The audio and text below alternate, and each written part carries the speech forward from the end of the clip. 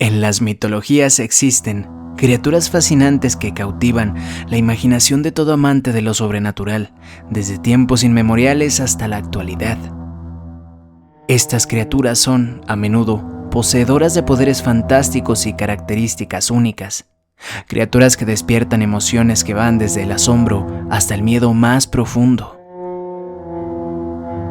Desde los majestuosos e imponentes dragones que vuelan en los vastos cielos, hasta las seductoras y hermosas sirenas que emergen de las profundidades del mar. Cada criatura mitológica tiene una fantástica historia por contar y un significado que descubrir. Al explorar las mitologías del mundo, nos encontramos con seres como los centauros, que personifican la dualidad entre la bestia y el hombre, y los fénix, que simbolizan el ciclo eterno de la muerte y el renacimiento. Criaturas como el kraken, monstruosas y colosales, nos recuerdan la inmensidad y el misterio de los océanos, mientras que los hombres lobo despiertan el lado más oscuro y primitivo de nuestra psique colectiva. ¿Qué tal, infaustos? Yo soy Belande, y en esta ocasión hablaremos de una peculiar criatura conocida por ser parte del folclore y muchas leyendas alrededor del mundo. El hombre lobo es probablemente uno de los seres mitológicos más populares universalmente, el cual a menudo va de la mano con los vampiros y que ha sido objeto de inspiración de muchas obras literarias, películas y hasta en obras de arte. Te invito a descubrir el oscuro misterio de los hombres lobo, aquellos que bajo la luz de una enorme luna llena brillante despiertan su feroz y cruento apetito voraz, quienes, consumidos por su furia primitiva, cometen actos desgarradores y siniestros. Acompáñame en esta fascinante aventura, en donde descubriremos parsimoniosamente el misterio, la locura, el terror y la tragedia que se esconden en nuestro orbe infausto.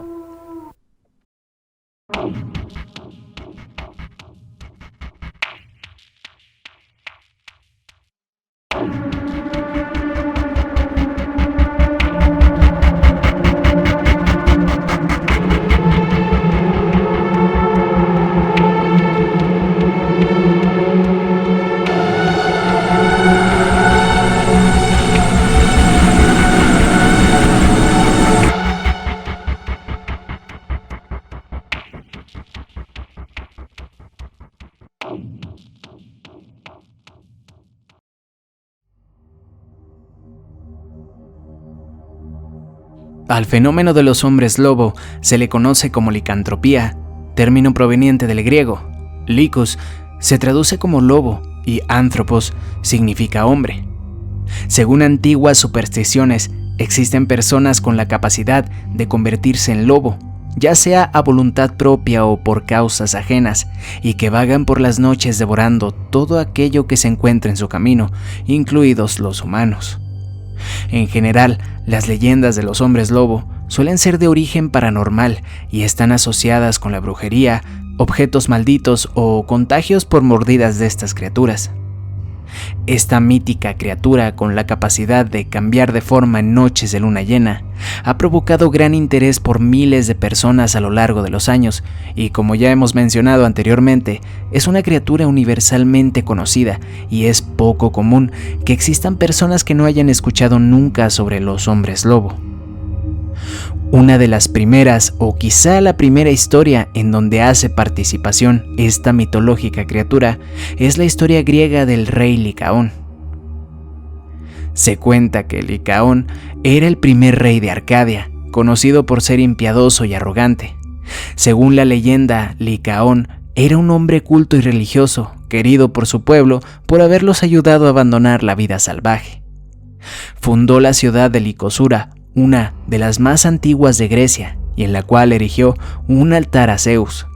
Sin embargo, su intensa fe lo llevó a cometer atrocidades como sacrificios humanos, hasta el punto de sacrificar a todos los extranjeros que llegaban a su hogar, violando la sagrada ley de la bendita hospitalidad.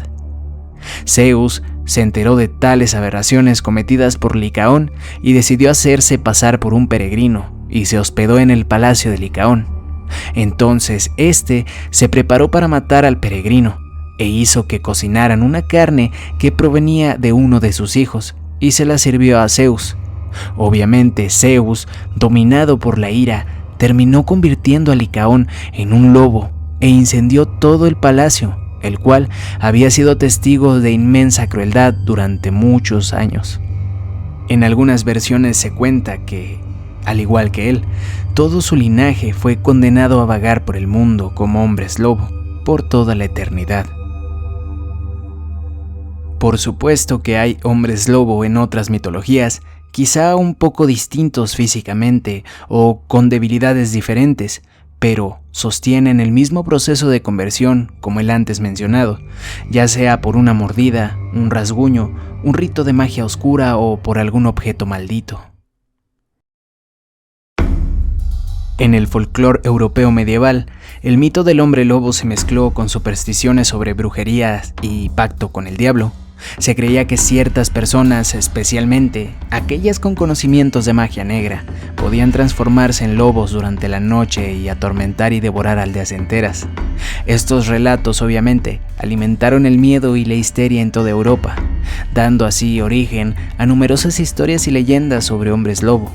Se creía que estas bestias hacían reuniones nocturnas conocidas como sabbats para adorar al diablo y planear sus ataques. En Italia, el licántropo u hombre lobo es conocido como lupo manaro. En tiempos de los antiguos romanos, se creía que estas criaturas vivían entre los humanos.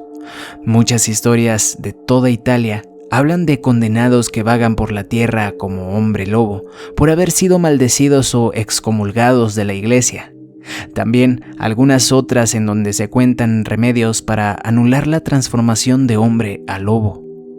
Dos de estos métodos consisten en meter a un hombre en un baño de agua fría cuando está a punto de cambiar o tirarle una llave de metal.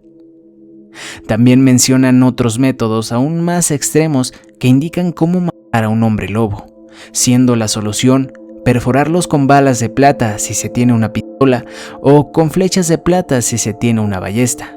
Una leyenda popular de Italia habla sobre un lobo que atacó a un sacerdote en Ragusa. Se dice que el sacerdote, aterrorizado por ese desafortunado encuentro, apuñaló a la bestia con un crucifijo de madera.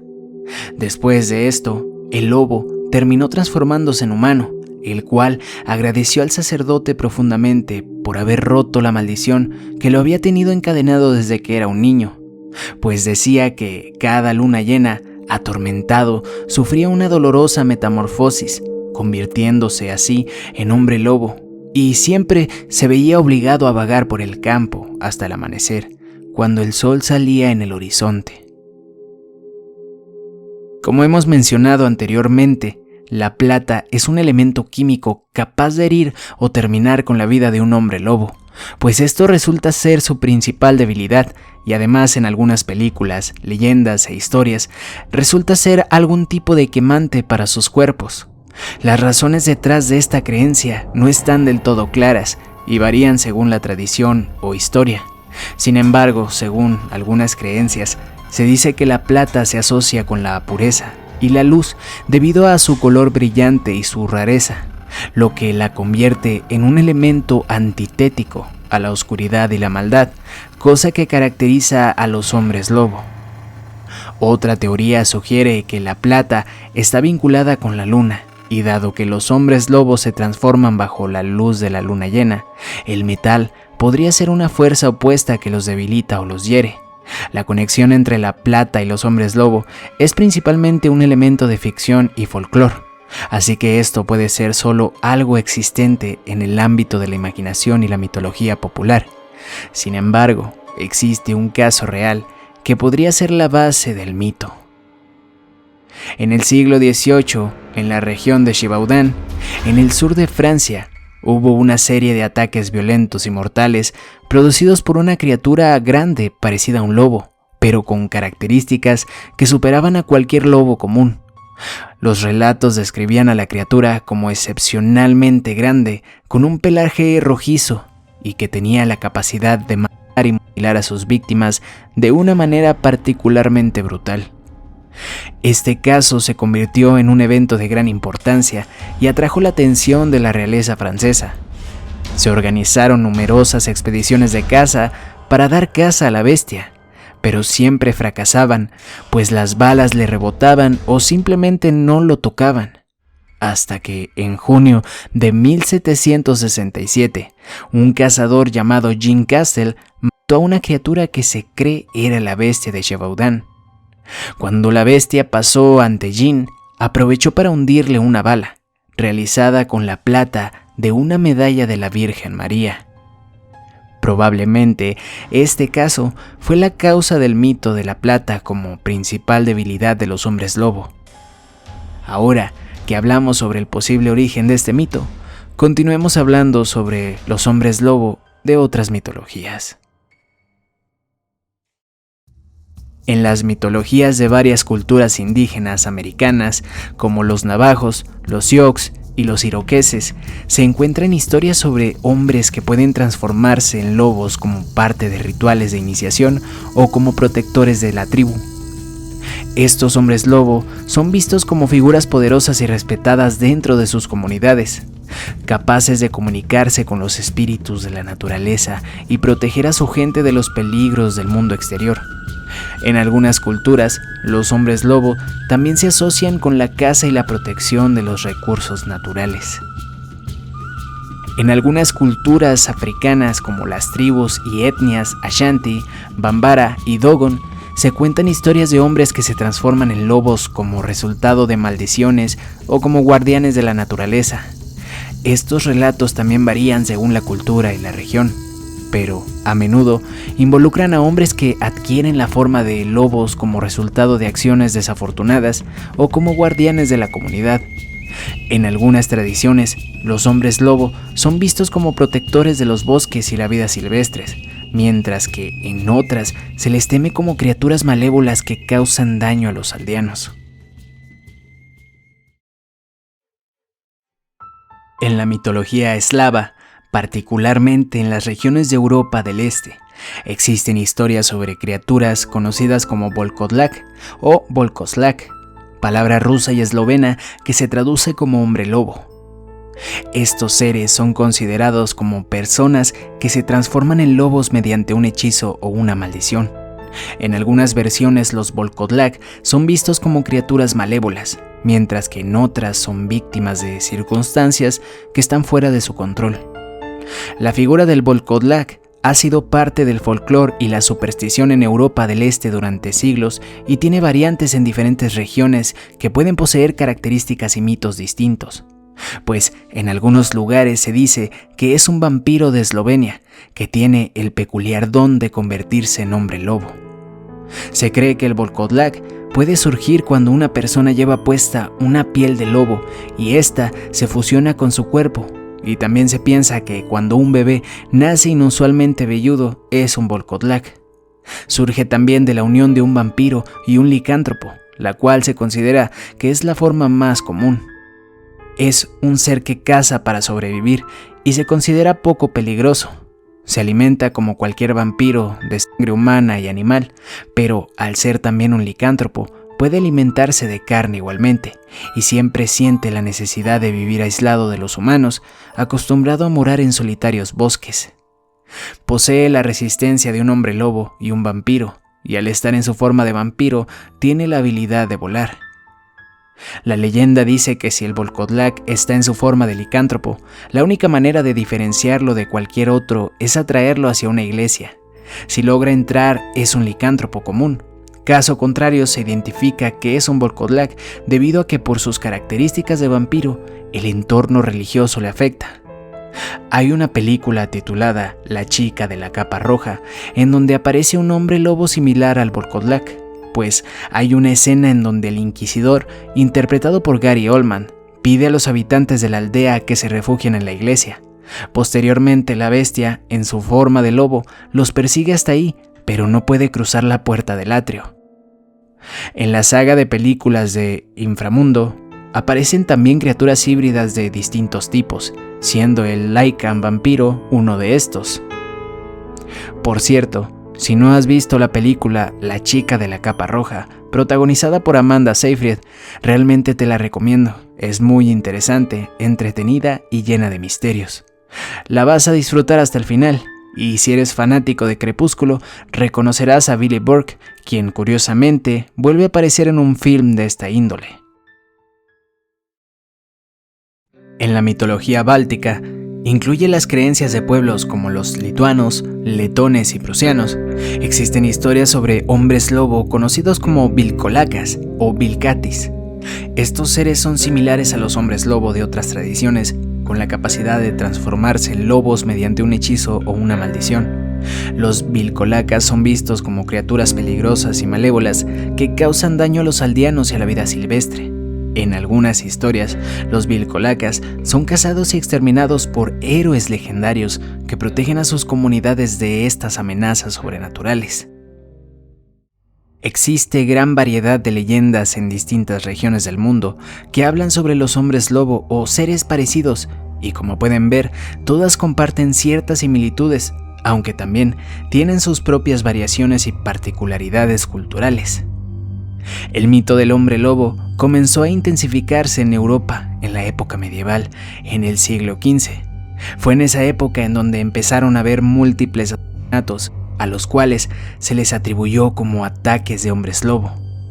Uno de los primeros casos fue el del hombre lobo de Bedburg, en Alemania, en el año de 1589. Peter Stump era un exitoso agricultor que poseía una riqueza superior a la media. Se casó y tuvo 2 hijos, pero perdió a su esposa en algún momento de la década de 1580. Entre 1564 y 1589 se produjeron una serie de espeluznantes asesinatos en Bedburg. Nadie sabía quién era el responsable y la justicia no tenía ni una sola pista. Las vacas y otros animales de ganado aparecían desangradas y varias mujeres comenzaron a desaparecer.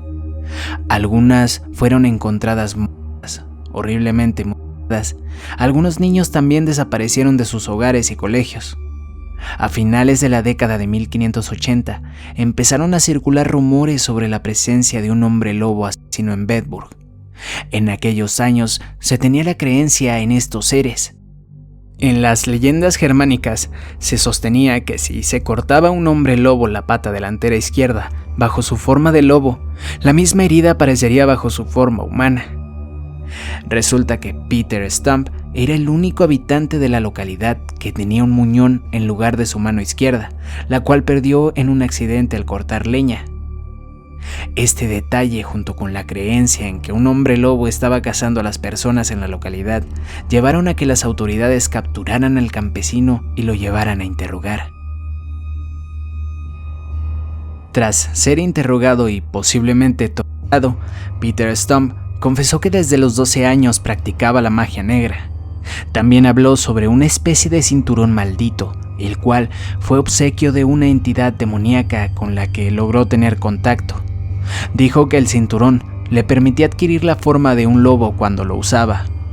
Cuando las autoridades fueron en busca de tal objeto maldito, no encontraron nada relevante y nadie supo con certeza si tal cinturón era real. Según su testimonio, bajo la forma de hombre lobo, comió ganado, mujeres y niños durante 25 años. Según algunas fuentes, Stump también dijo que mantenía relaciones ilícitas con su hija. También afirmó que uno de los niños asesinados era su propio hijo, del cual confesó haberse comido. Obviamente las autoridades decidieron terminar con la vida de Peter Stump de la manera más cruel posible, atándolo a una rueda de madera, provocándole sufrimiento incesante antes de ser decapitado y quemado en una pira el 31 de octubre de 1589. Se dice que su hija y esposa de igual manera fueron quemadas y acusadas de ser cómplices. Otro de los casos más famosos e importantes sobre la licantropía fue en España en el siglo XIX. Manuel Blanco Romasanta nació el 18 de noviembre de 1809 en Ourense, conocido por ser el primer asesino en serie de España y el único caso de licantropía clínica, y fue condenado a la pena capital por haber reconocido al menos 9 de los 17 crímenes que cometió. Las historias sobre Roma Santa cuentan que no alcanzaba ni el 1,40 m de estatura, lo cual era excepcional para la época. Se casó a la edad de 22 años y ejerció como sastre, pero cuando su esposa falleció, cambió su oficio a buhonero, lo que le permitió recorrer el noroeste de la península ibérica. En 1844 fue acusado de asesinar a Vicente Fernández, un alguacil de León que lo iba a embargar por una deuda de 600 reales. Fue condenado a 10 años de prisión, pero Roma Santa se dio a la fuga y fue declarado en rebeldía.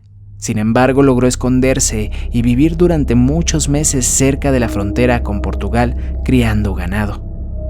Roma Santa reapareció tiempo después en el pueblo de Allariz, integrándose y siendo aceptado por las personas del lugar. Manuela García Blanco, junto a su hija, buscaban un futuro mejor fuera de Galicia y poder encontrar una buena casa en la que poder servir.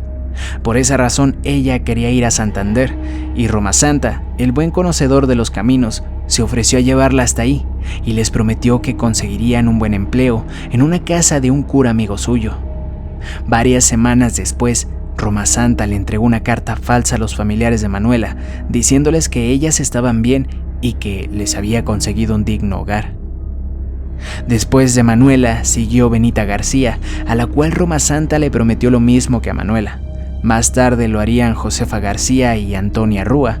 Algunas de ellas viajaban con sus hijos de corta edad, pero ni ellas ni los niños volverían a ser vistos jamás. Y así pasaron semanas, meses y años, y la inquietud del pueblo abrió paso al temor y las sospechas entre los familiares de las desaparecidas. Comenzaron los rumores de que algo malo pudo haberle sucedido a las mujeres y a los niños que viajaban con el tendero, como se conocía a Roma Santa en el pueblo. Los rumores de que este hombre vendía grasa y jabón en Portugal y que este podía ser de origen humano llevó a los aldeanos a la espeluznante conclusión de que el tendero podría ser en realidad el temido Sacamantecas, una serie del siglo XIX, famoso por asesinar a 6 mujeres y extraerles la grasa del cuerpo para poder hacer pociones y ungüentos. Tanta fue su fama que llegó a convertirse en un personaje del folclore popular que es invocado cuando se quiere asustar a los niños. A donde sea que Roma Santa iba, alguien desaparecía o moría, pero finalmente, el 2 de julio de 1852, Roma Santa fue detenido en la provincia de Toledo y trasladado hasta Allariz para ser juzgado. Una vez preso, reconoció haber matado solo a 9 de las 17 víctimas que se le atribuían. Roma Santa dijo al tribunal que estaba maldito y contó una increíble historia de su maldición. La primera vez que me transformé fue en la montaña de Cuso. Me encontré con 2 lobos grandes con aspecto feroz. De pronto me caí al suelo, comencé a convulsionar y me revolqué 3 veces sin control, y a los pocos segundos yo mismo era un lobo. Estuve 5 días merodeando con los otros 2 hasta que volví a recuperar mi cuerpo, el que usted ve ahora, señor juez. Los otros 2 lobos venían conmigo, que yo creía que también eran lobos, se cambiaron a forma humana. Eran 2 valencianos, uno se llamaba Antonio y el otro Don Genaro, y también sufrían una maldición como la mía. Durante mucho tiempo salí como lobo con Antonio y Don Genaro. Atacamos y nos comimos a varias personas porque teníamos hambre. Evidentemente, para demostrar ante la audiencia la veracidad de sus palabras, el fiscal le pidió que se transformara en la sala judicial, pero Roma Santa le respondió que la maldición duraba tan solo unos años, que estos ya se habían cumplido y que nunca más podría volver a hacerlo. El juicio duró casi un año y finalizó el 6 de abril de 1853, cuando el juez de Allariz dictó sentencia, condenado al pseudolicántropo a la pena capital, pero un hipnólogo francés conocido como el profesor Phillips quiso convencer a la reina de España Isabel II de la necesidad de mantener con vida a este supuesto hombre lobo para poder estudiarlo y comprender el origen de su maldición, ya que él creía que Roma Santa era víctima de una rara enfermedad conocida como licantropía clínica. La reina Isabela accedió a la petición del médico y conmutó la pena de muerte de Roma Santa por la cadena perpetua. La licantropía clínica es un trastorno psiquiátrico muy raro en el que una persona cree ser un animal, típicamente un lobo y otra criatura similar. Aunque la licantropía clínica se asocia comúnmente con la creencia de que uno se transforma físicamente en un animal, en realidad se manifiesta más como una firme convicción de ser o tener la capacidad de convertirse en un animal, acompañada a menudo de delirios y alucinaciones.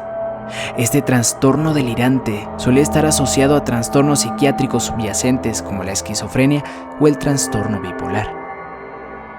Así como este trastorno psiquiátrico, existe otra rara enfermedad conocida como hipertricosis o síndrome del hombre lobo. Esta provoca un crecimiento excesivo de vello en áreas del cuerpo donde normalmente no crece tanto, como la cara, el torso y las extremidades. Uno de los casos más antiguos sobre esta enfermedad es la de Petrus Gonsalvus. Petrus Gonsalvus, nacido en el siglo XVI en la isla de Tenerife, Canarias, fue una figura notable debido a su condición médica única, conocida como hipertricosis, que causaba un crecimiento excesivo de vello en todo su cuerpo. Debido a su aspecto inusual, fue llevado a la corte del rey Enrique II de Francia, donde se convirtió en una especie de atracción y objeto de estudio por parte de médicos y científicos de la época.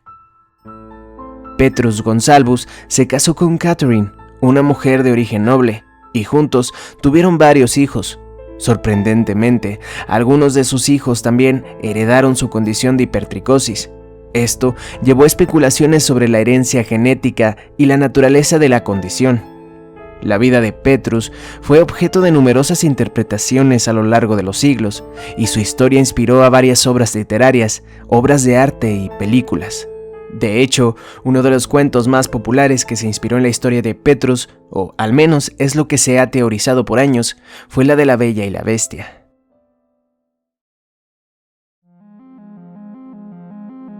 Tanto la licantropía clínica como la hipertricosis han contribuido alimentando a lo largo de la historia el popular mito del hombre lobo, pues estos dos factores pudieron haber inspirado gran parte de la narrativa y las representaciones culturales del licántropo, o pudieron ser una serie de sucesos paranormales, los cuales tienen como principal culpable a la brujería u objetos malditos que pudieron haber perjudicado a un individuo, condenándolo a ser sometido por el oscuro poder de la luna llena. O tal vez se traten de lobos prehistóricos o algún tipo de lobo con características más grotescas y colosales, siendo así solo animales desconocidos. ¿Quién podría saberlo con certeza? Dime tú, ¿qué piensas sobre los hombres lobo?